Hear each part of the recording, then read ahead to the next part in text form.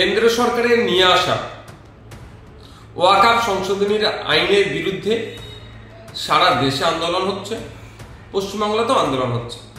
পশ্চিমবাংলায় আন্দোলন করতে গিয়ে দেখলাম দু একটি অপ্রীতিকর ঘটনা ঘটে গিয়েছে, যেটা কাঙ্ক্ষিত নয়, এটা মোটেও কাম্য নয়। আমার অনুরোধ সকলের কাছে যে শান্তিপূর্ণ আন্দোলন করুন। শান্তিপূর্ণ আন্দোলন এবং কোর্টের মামলা এই দুটোই এই অসাংবিধানিক কেন্দ্রীয় সরকারের নিয়ে আসা বিল প্রত্যাহার করতে পারে। সুতরাং আন্দোলনে যদি কোনো রকম হিংসা চলে আসে প্রত্যক্ষভাবে বা পরোক্ষভাবে, তাহলে কিন্তু এই আন্দোলনের গতিপথ রুদ্ধ হবে এবং সাথে সাথে ওই ওয়াকফ সংশোধনী আইন প্রত্যাহারের ক্ষেত্রেও লড়াই যেটা হচ্ছে গণতান্ত্রিক প্রক্রিয়ায়, সেটা দুর্বল হবে। আমাদের মাথায় রাখতে হবে, আমাদের আন্দোলনটা দীর্ঘমেয়াদী করতে হবে। আমাদের আন্দোলনটা সুনির্দিষ্ট ওয়েতে রাস্তাতে নিয়ে যেতে হবে এবং সম্পূর্ণ শান্তিপূর্ণ। বিভিন্ন পন্থা অবলম্বন করতে হবে শান্তিপূর্ণ আন্দোলনের জন্য। আমাদেরকে নজর রাখতে হবে। অনেক ক্ষেত্রে দেখা গিয়েছে, বিগত দিনের অভিজ্ঞতা থেকে আমরা বলছি, সে সিএনআরসি সময় থেকে আর এই মুর্শিদাবাদের ঘটনা পর্যন্ত, যে হয় কোনো ক্ষেত্রে মিছিলের মধ্যে ঢুকে আন্দোলনকারী সেজে আন্দোলনকে বিপদে পরিচালনা করার জন্য হিংসা ছড়ানোর চেষ্টা হয়েছে। সেইগুলোকে আমাদেরকে প্রতিহত করতে হবে ঠান্ডা মাথায়। সেগুলোকে যারা মিছিলের মধ্যে ঢুকে মিছিলকে বদনাম করার চেষ্টা করছে, তাদের এই ঘটনাকে ভিডিওগ্রাফি করে পুলিশের হাতে তাদেরকে তুলে দেওয়া। দ্বিতীয়ত আর একটা প্ররোচনা চলে, সেটা হচ্ছে কি, মিছিল যাচ্ছে বা মিটিং হচ্ছে, দূর থেকে কোনো কমেন্ট পাস করা বা ইট ছুড়ে দেওয়া।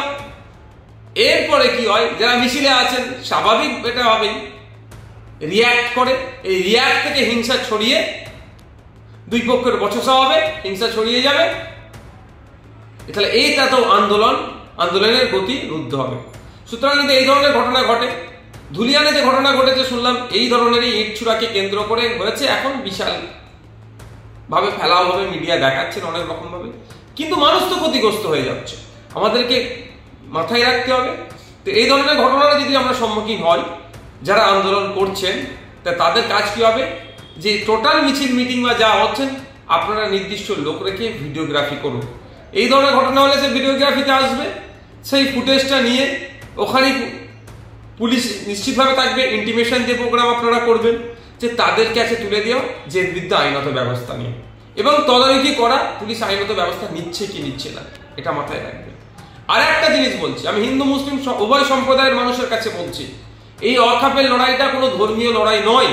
আমি মনে করি বা আমাদের পার্টি মনে করে এটা আর্থসামাজিক লড়াই একটা, এটা দেশে সংবিধানকে বাঁচানোর একটা লড়াই, এটা জমি রক্ষার লড়াই হচ্ছে।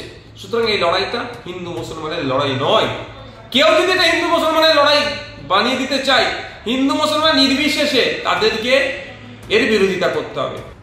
সুতরাং এটা একটা পরিষ্কার যে এই লড়াইটা বিজেপির নিয়ে আসা আইনের বিরুদ্ধে লড়াই।